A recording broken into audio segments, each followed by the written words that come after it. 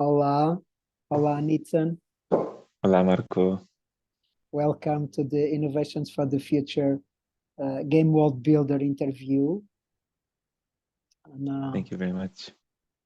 I'm really joyful that you accept this invitation for this conversation between us and the game world that you are building, that you are one of the builders, Spirala. Can you say what is Spirala? Yes, thank you. Spirala is a project of community building around the topic of regenerative ways and practices that we wish to understand and to learn with more people involved. And it's all in all aspects of life. So first, the understanding of a group of people trying to make to create the possibility to live in a land in a legal way that from that it's like a platform, like a social and financial platform for many opportunities to be open in a firm and structured way that we're searching for. It's a long process, like a life process, to understand what is it exactly, what is it wanting to be in a given moment, and the shape of the spiral that we chose as the name of the project, bring this essence of topics and ideas and values, and that is like in the center of it, and in each part of or phase in life we can look at it in a more wider perspective. We get our perspective more and more wide with the time that passes and the experience we have. So yeah, that's the spiral shape. And in Hebrew, this is the language that it's our, like, the initiators of this group came from Israel, and we speak Hebrew. And spiral in Hebrew, we say spirala. So we chose this name. Spirala. Thank you. Thank you, Nitzan. And can you say more about the place? Where are you, in which part of the country, and say more about that part and what surrounds the place you are? Yes, Where definitely. Spirala is happening. Yes, so we are located in a farm, in a agricultural farm of 10 hectares in the east of Portugal, in Idanha-a-Nova council, between the villages of São Miguel de Acha and Aldea de Santa Margarita. That it's it's beautiful land with a lot of granite rocks and forest, and it's pretty diverse already, with a lot of oaks and local bushes and plants and wild animals and birds. So that's the land that we found here, and we, in the last 3 years, we're observing a lot to understand it better, to understand before we make any major interventions, to really learn and study the land in a deep way. So we're still there. We're still in a learning process of what is it here, and creating the master plan of this village, like eco-village that we are aiming for, together with the authorities. We're also understanding what is possible here to make legally, and what is the planning part that we need to do in order for legalize it as a big project, as a project of 20 houses eventually that will be here on this land, that this is the aim, like in a matter of facilities that we want to create. So that's where we are right now. I'm in the farmhouse that's already existing here, a pretty old farmhouse that was here already. We renovate a bit, but that's the base, the mothership for now, for this operation. And we have some caravans and some tents that people stay at. Right now in the village, we are 12 people here, some renting and some doing their own process, and we are supporting, and some are members of the group that we are a team, working as a team. And what is your dream? When you say that we aim for an eco village, can you say more about what is the dream of that eco village for? How many people? What kind of functions that eco village will serve? You talk about forest and the intervention in the landscape. Can you say more about the dream? What is really moving you in this direction? Yeah. So the dream, the vision is to be an example of a group of people that really put effort and put time on relations in different kinds of relations. Relation with the person, with himself, relation with the other, with the neighbors that we live in the same area or the same land in that matter, and relation between cultures, between age groups, between all kinds of interactions we have in society, basically.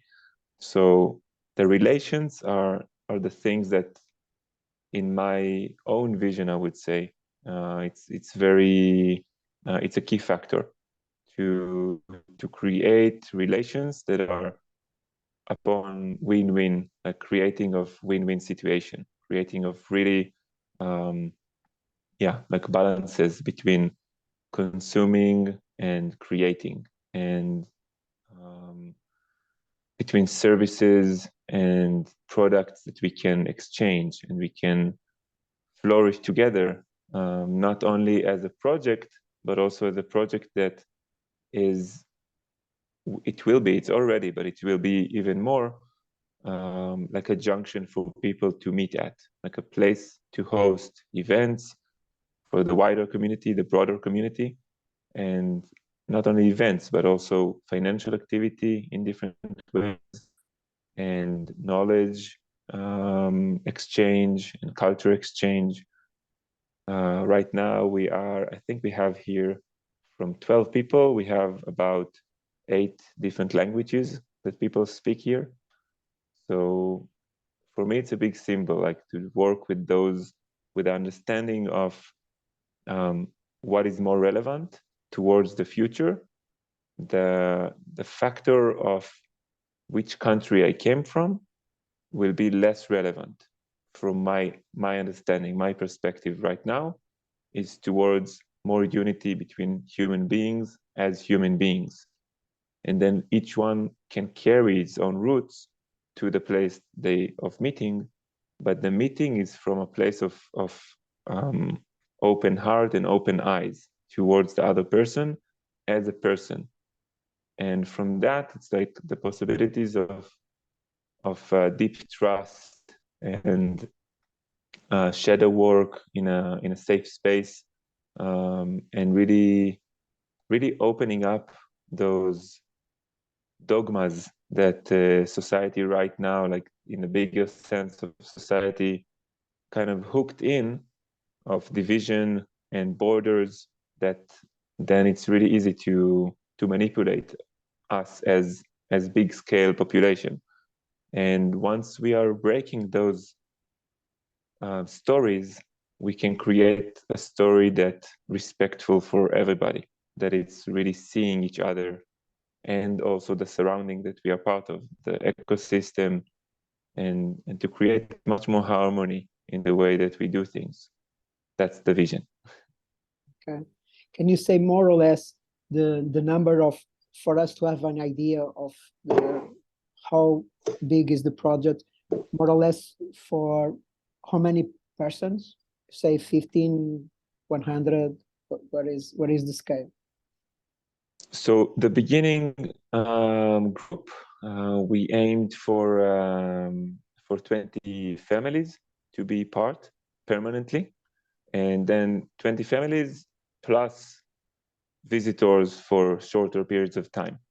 So when we thought about the main hall, the main room that we want to build to be able to host a circle, we thought about a circle of 50 people, 50 adults. That was the vision, in order to keep it intimate and also to have enough diversity in the community. Now, when we are 3 years in the process, we understand that probably once the lands around us that are now kind of abandoned, it will be possible for us to extend the village by the territory of it and protect those lands as well. Then the potential of making the village also bigger in the matter of quantity of people will be also bigger. It will be possible to extend it. For now, it looks very far away. It looks very into the future, but it's a possibility that from the needs can be adjusted with those who will, take it far away. Yeah, for now, the 10 actors, more or less 20 families, around 15 adults, around that. Yeah, that gives a picture of the scale we are talking about. Yeah. And you guys are experimenting a lot there. And for me, one of the things that it touched me when I went to visit you there was to see how the interrelation, how that relation thing that you are talking about is very important in the matrix of the Spiralia.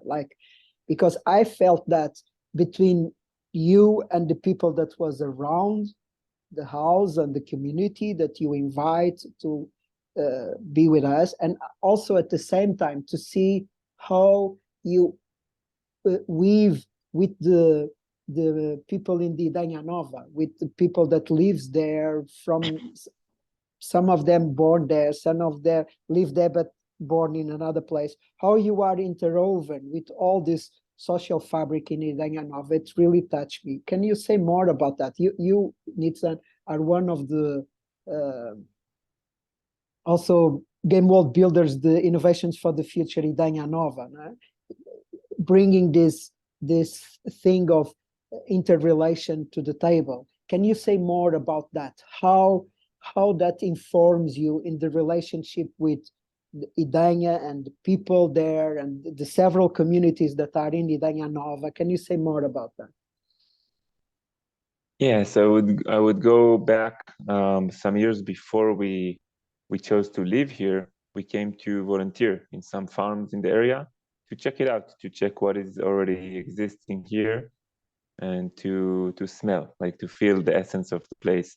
And we've been part of some events. Me and Romy, we've been part of some events that kind of hooked us.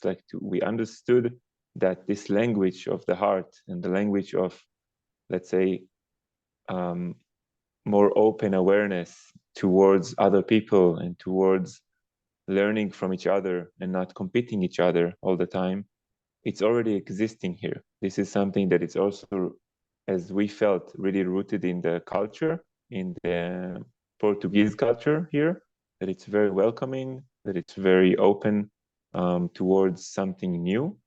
And especially in this realm of people that come to make the lands alive again, after many lands got abandoned from generations that didn't want to stay here.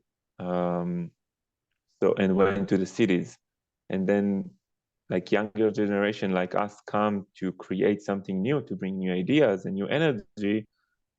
We feel, and I feel a lot, this welcoming atmosphere from the local people, and together with that, a lot of foreigners that bring a lot of diversity and many new opportunities and ideas that really combine between technology that is like kind of very modern, implementation of things we can really use from this like 21st century that we are part of, and the fact that we're speaking now like that online when I'm like in the middle of the periphery. It wasn't available like 10 years ago. Even it wasn't that easy, and this brings new opportunities to the table. For our generation, for my generation, it's much more obvious to use it, and for older generations it will be harder to do this choice. So we can become this bridge also between generations in that matter. And this I see as regeneration. This is really regenerative approach to see the people physically here, to meet them in a very respectful way for their abilities and their practices, and also to harness them into this world of we can get funding to this area by showing what we're doing here. It will not come from thin air. It will come from people that will bring what is here back to those places that make the decisions. So to become a bridge maker, this is something that I'm really, I can see the potential in my work here. And it's for me personally, because of my interest in my own project, that it's a real need of mine to create financial sustainability, for example. But I know that it's a struggle of many others, that for them it will be much harder to do these choices. And then I can become a key factor, like a key person in that matter, as a help for them also. So I invest a lot in this, like to create those connections and to create this language between all the people in the area as much as possible that that wish to collaborate, that wish to really support each other. And it's working well. It's working really well. There's many people that are really into that, and it's really supportive.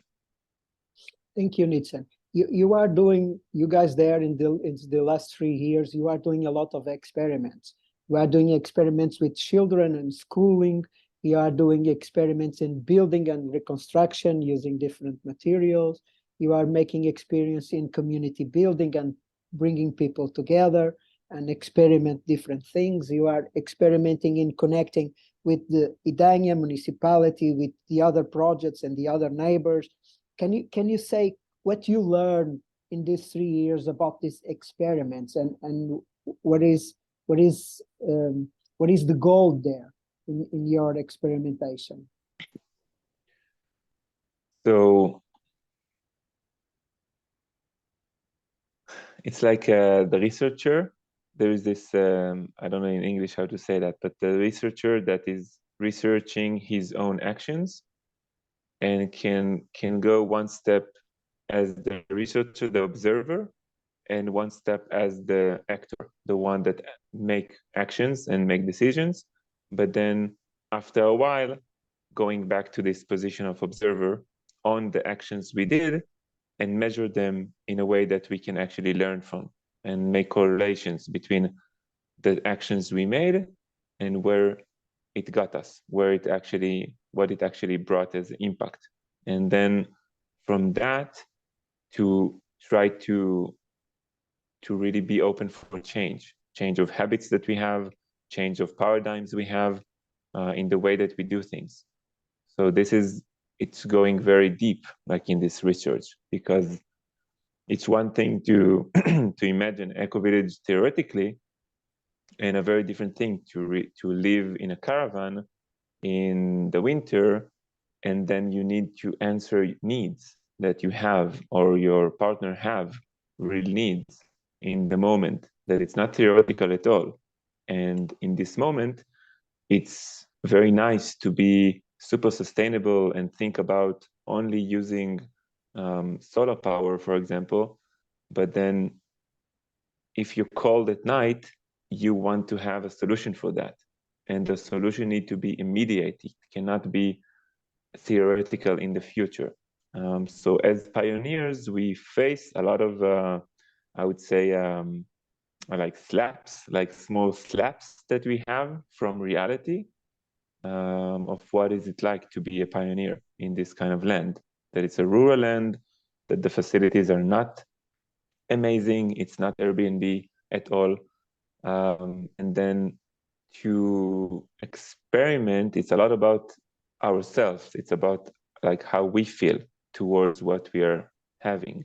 And it's about intimacy, and it's about private space compared to social and like communal space, and about financial agreements and how we share things or not share things, and about the heart, a lot about like working with what is alive in the heart. And if the heart is open, and then we can, it's things are flowing and we have higher level of trust. And when something is not so well in my heart, I woke up in a like I didn't sleep well. Even that, it would be much harder for me to be in this sense of openness towards other people that live with me here.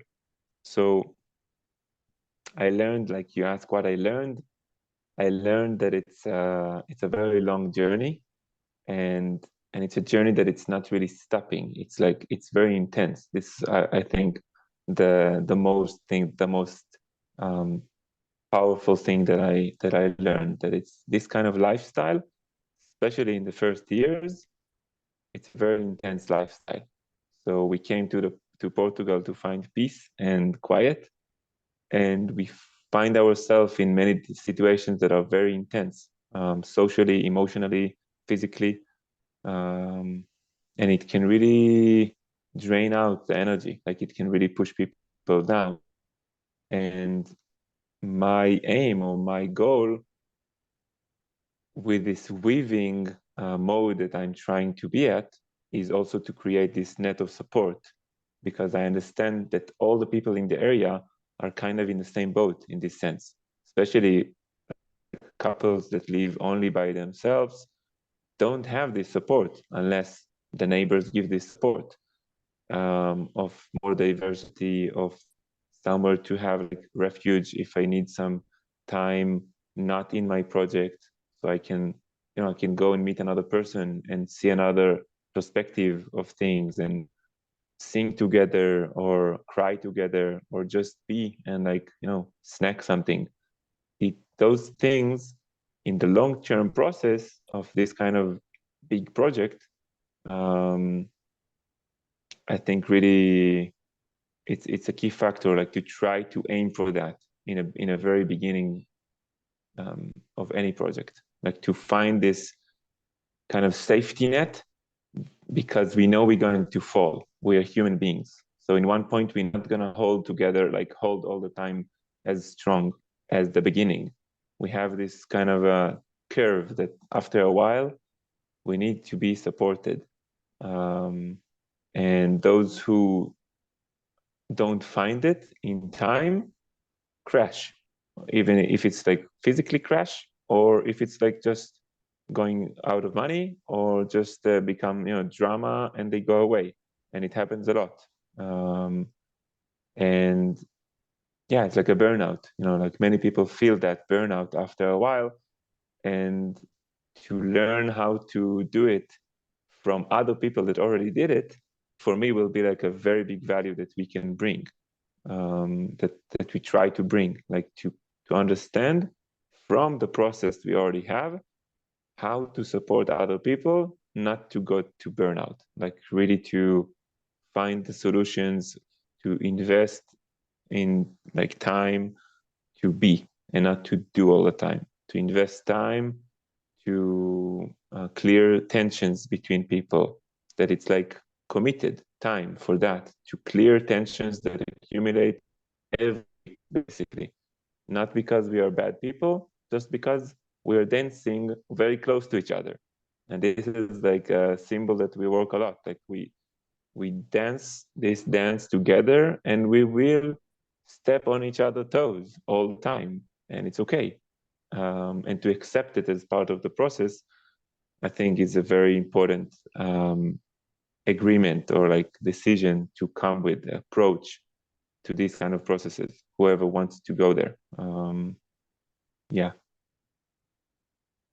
Thank you, Nitzan, for sharing your goal. It was very, very precious to listen from you. And from me, as I said, putting the relations and the relating in the center of the construction of the Eco Village, it's something that really touched me, and I want to learn more with your experience, what you guys are doing. And you put that in a way of for the internal team, for yourself and the team, and also weaving with your proximate whole, extending the network and weaving that relations with the proximate whole. That is a very interesting approach, and as far as I know, a very innovative one in Portugal. Usually we have this mindset of staying close from, we buy that land, this is our land, we stay here and close in that context. And I'm seeing that your project is being weaving with the neighbors, with your proximate hall, with the authorities, with the other projects that are around. That really touched me, and I want to learn more with you guys, and have spaces for sharing this experience that you are doing along the years. Can you say something about the story? You are in Idanha-a-Nova. What happened? What happened for you to be in Idanha-a-Nova now? What is the 2 or 3 stories that you can tell from someone that was born in Israel, now is in Idanha-a-Nova, building, co-building Spiralia?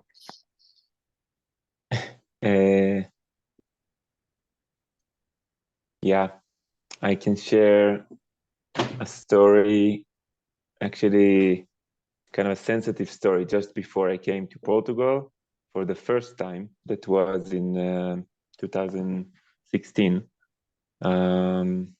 Me and Romy already have the ticket to go to Portugal for like a travel, our first travel as couple out of Israel, like a hitchhike 1 month, and 10 days before the flight, I get a note from the army that I need to come to the reserve. There was like a kind of some tension in the border, and like they thought it's going to be like very severe, and they kind of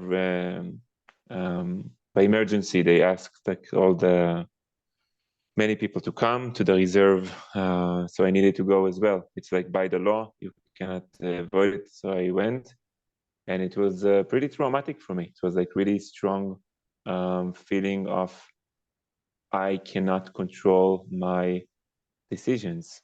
Like I cannot control my freedom. I'm not really free, and they can ask me to come from to now to 3 hours ahead. I need to go, and this is for me not good enough. Like it's not the freedom that I'm signing for in my life. I want to aim for something better. I need something better for that. So I did the process. I went to Portugal. We had a beautiful experience in Portugal after the 10 days in the service.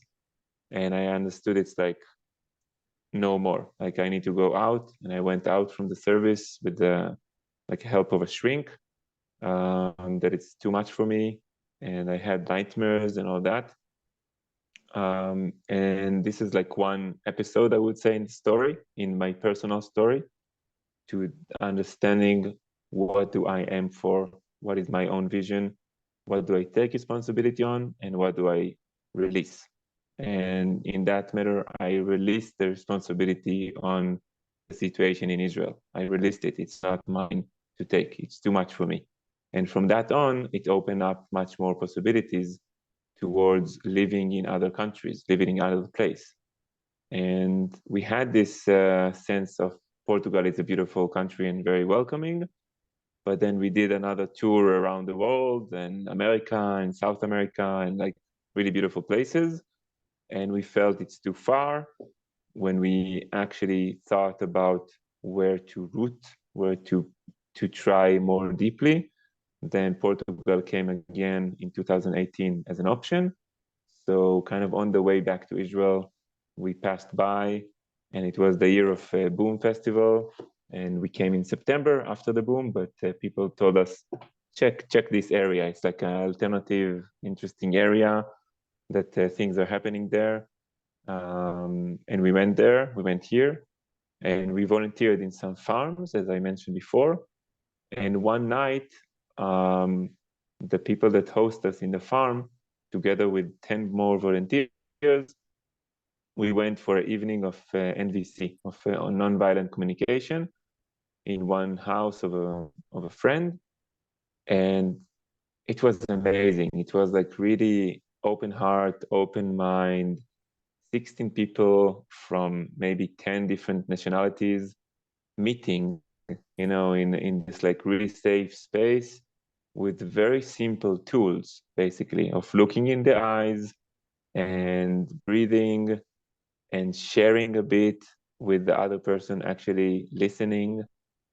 And this experience kind of hooked me in, like really made me understand that it's like, okay, it's possible. Like, it's not only in Hebrew, and it's not only about what I already know. It's about what I don't know yet. But it's like really hooked me to, like, a lot of curiosity came of what is actually relevant. And of course, it have to be international. It cannot be one nationality that, like, you know, make a bubble of this nationality. It make no sense when we really think about it, like, as humanity facing challenges as humanity, and not one nationality is facing a challenge. And it's opened me up to this possibility in this area specifically. And we saw the prices of land that was very appealing for us, like really in the matter of like finance, we understood we can do it.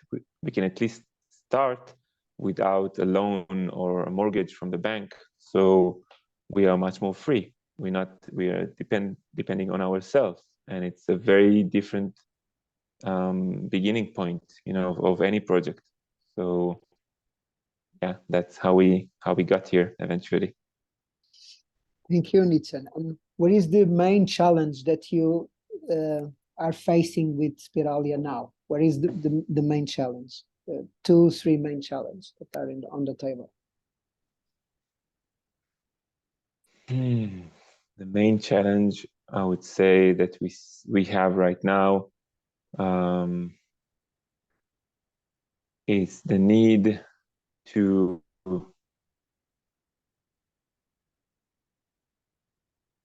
see around the corner, like to see a bit, to plan ahead, and also to be in the moment with not too many people. That is like part of the staff.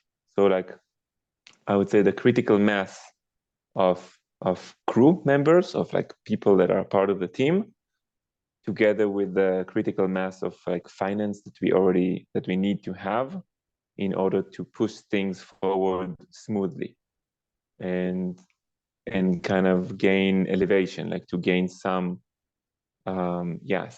abilities to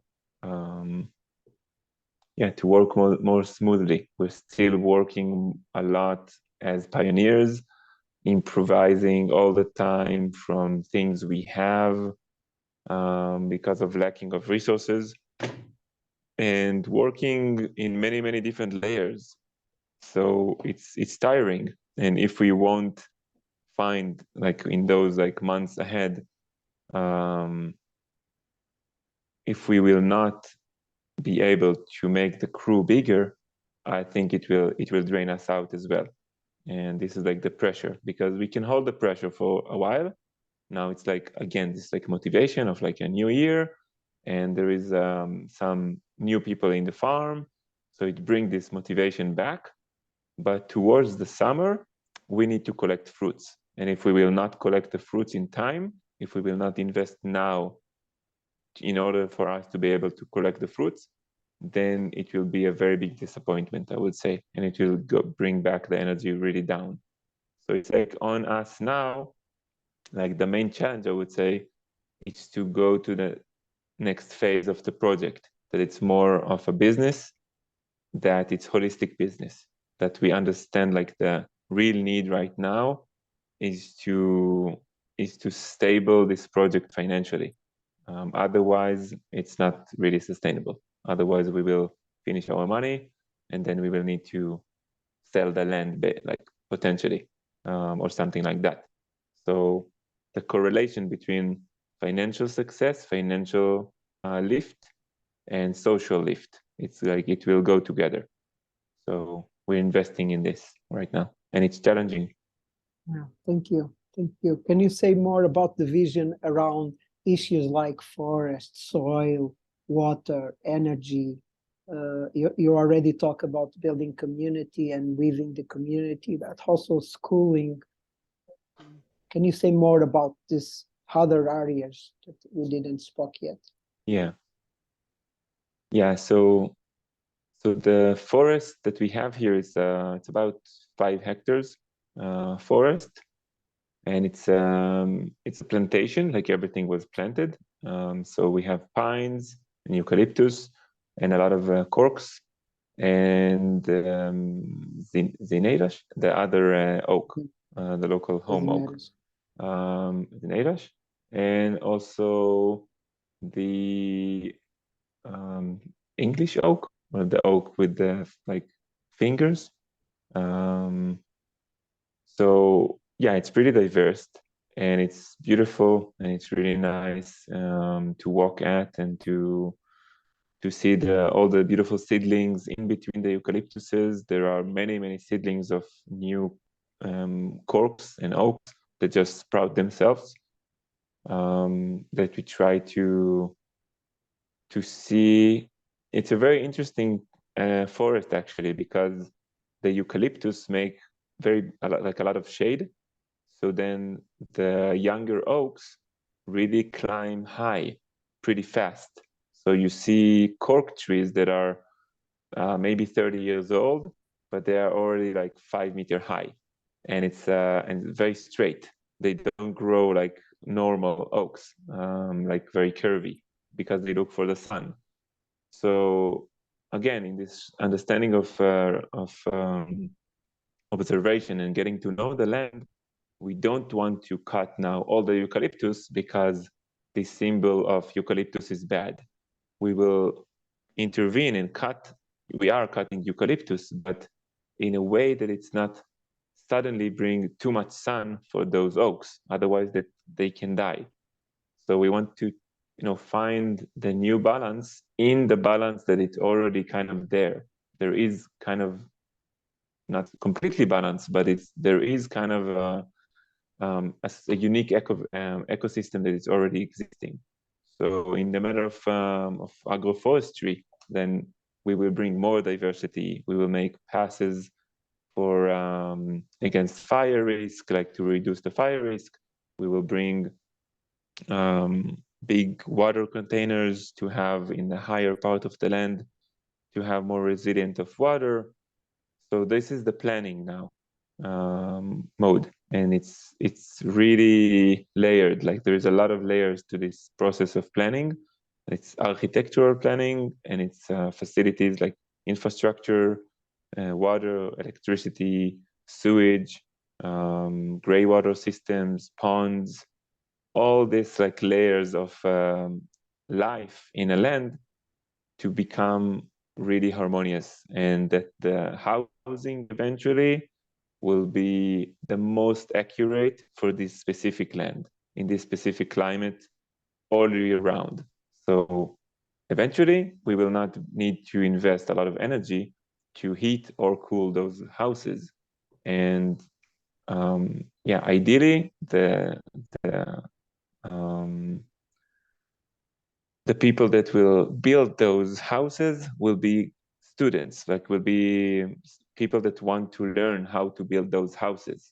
So to become like courses of like professional courses of building a house, like in 3 months, we can build a house. And this is something that is so precious as knowledge, as like body of knowledge, that we can then implement more and more professionalism in this, and really become like a study, like a place that people can come and really like showcase, like bring this and just implement it in other place, and or understand the process even of how to make it and how to make it solid. So yeah, that's about that, about the planning and infrastructures. And in the matter of water, right now we are depending on a borehole, on a very deep, like 100-meter deep hole in the ground that bring us amazing water, really, really good quality water from really deep granite rock, basically. And in one hand, we know it's a very big reserve. So in the matter of potential, it can hold probably, if we will not be too much, if we will not pump it too much, like, and this is a question, what is too much? But for our use at the moment, it will probably hold for many, many years ahead. But in the matter of, is it sustainable or not? Probably not. Probably will not be dependent on this for the long term. We need to be dependent on rainwater, on the well water that is now very full after this year, on the pond that we have, to be able to reduce the need of using this borehole more and more every year, instead of increasing it with the more people that will arrive here.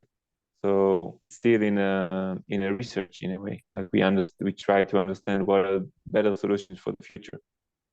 Yeah. And Nitzan, what kind of methodologies you use in the building the community? You use like sociocracy? What kind? You talk in nonviolent communication. I don't know if you guys use there. What is the kind of methods, methodologies, practice that you use inside the community for running, for making decisions, for talking? How do you do that? What you are experimenting now with? So we are experimenting co-managing right now. It's me and Tom. We're two people. He bring more the analytic financial numbers approach, or like qualities, and I bring more the social and yeah, like social and vision qualities. And you can say more with like masculine and feminine qualities that we bring, and we try to see them as like important, both of them, to be able really to rise. And as representatives of the group of shareholders are not here, they don't live here in the land, so we have a lot of power, I would say, or a lot of need to decide many like small decisions in the day-to-day, that we meet a lot and we speak openly. We try to really be mindful for each other's needs and not to step too much on each other or to push each other to corners. This is like the way that we, both of us, like one-on-one, we manage. And with the people that live here, we meet 3 days a week. In the morning, we have a morning circle that we do some like a small meditation, and then we share, we do like a check-in.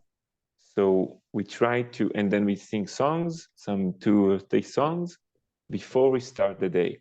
So it's like a beginning of the day that help us to raise, like to rise our frequency, like to create the frequency that it's high in the farm. So then if I went in the morning and I feel like kind of down, this will be something that supports me. And when it's like in a beat of like 3 times a week, it will support me to do my own practice in the other days of the week as well, on my own or with other people.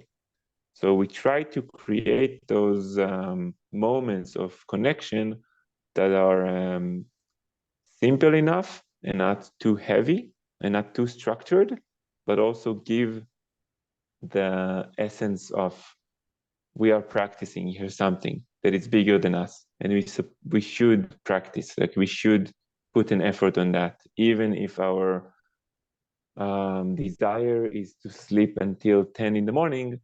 We will meet 3 times a week at 8, and this is like something that really can support like people that find it hard to do on their own. So this is a practice we try to practice and make it a bit more with commitment, I would say. Another thing is that we have chores in the farm that we share in between all the people that live here, basically. So everybody can see more, like with the time that passed here, they can see around more things. So then things that need to be done are not falling on specific people that already know how to do it. It's more of a sharing space that really support the atmosphere in the house.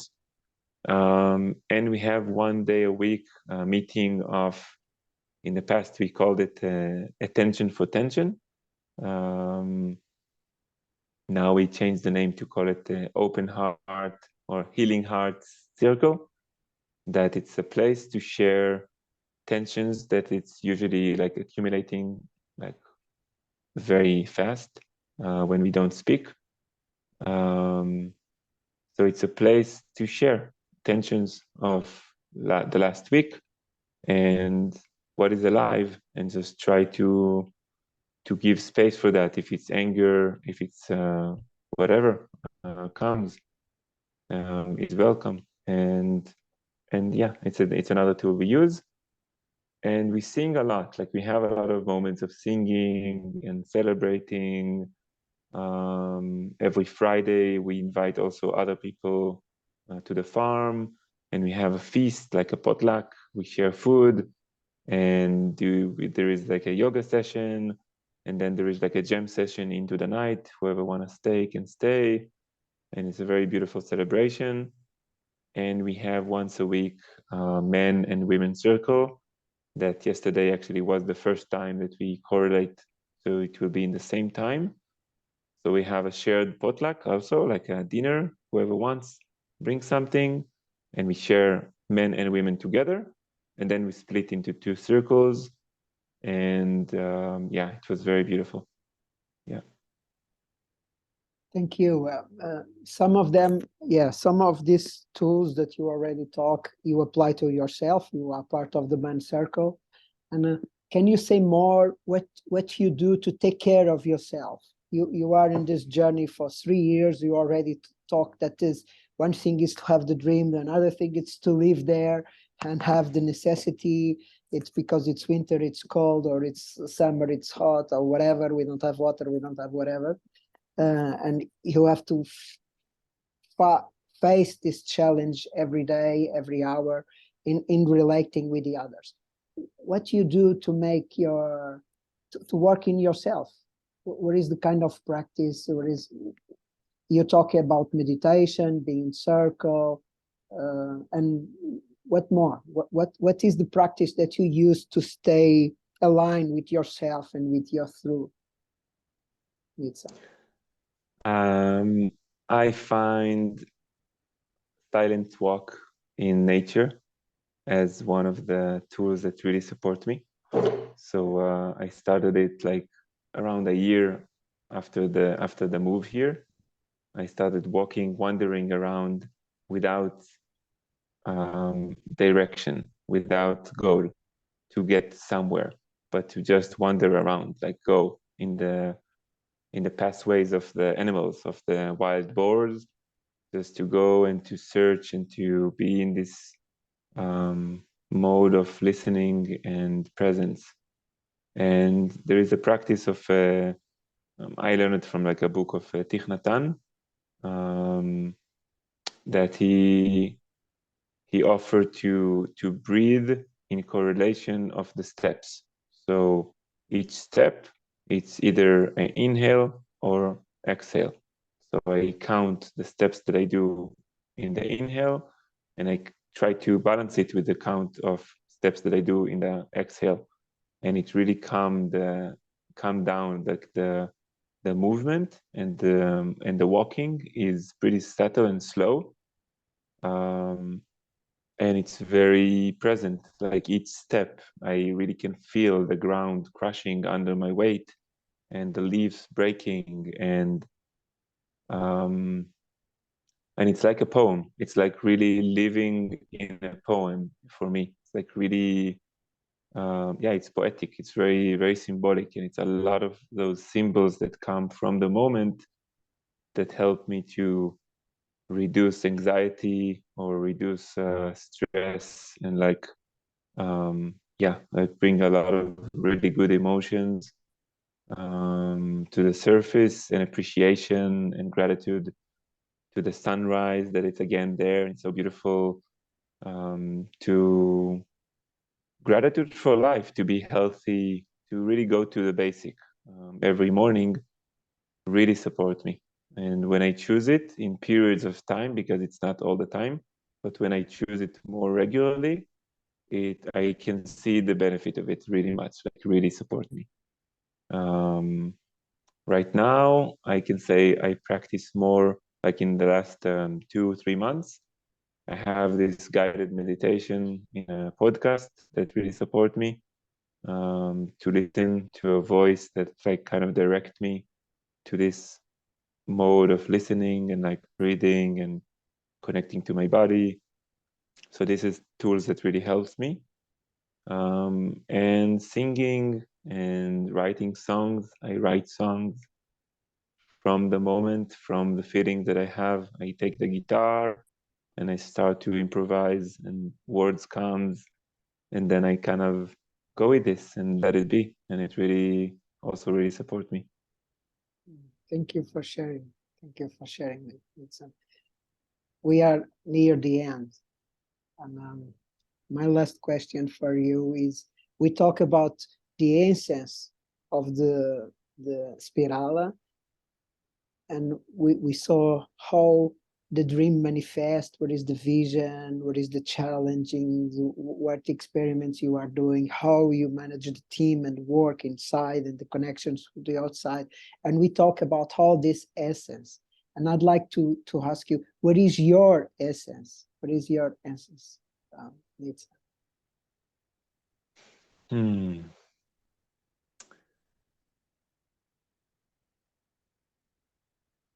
I feel that the essence for me is connection, or my purpose, my vision, is to create connections between spiritual development and like the sky in that matter, what is above us in this unknown universe that we can look at in the night and wonder, to the ground, like to physical matter, material, day-to-day life with the human experience. And yeah, this is like for me the path, like to really try to find the bridge between those two themes, or two like big symbolic essence in life. To be in the now, to be in the physical body, materialism, and to be in the same time also in the sky, and in this huge vast universe that it's expanding and we don't really know too much about it. So to be in the unknown and to be in what I do know. Yeah. Thank you, Nitzan. Thank you for accepting to come with me in this conversation. I hope we will see soon. Thank you very much, Marco. It's really warmed my heart, and I'm very happy for this talk. Thank you. Thank you.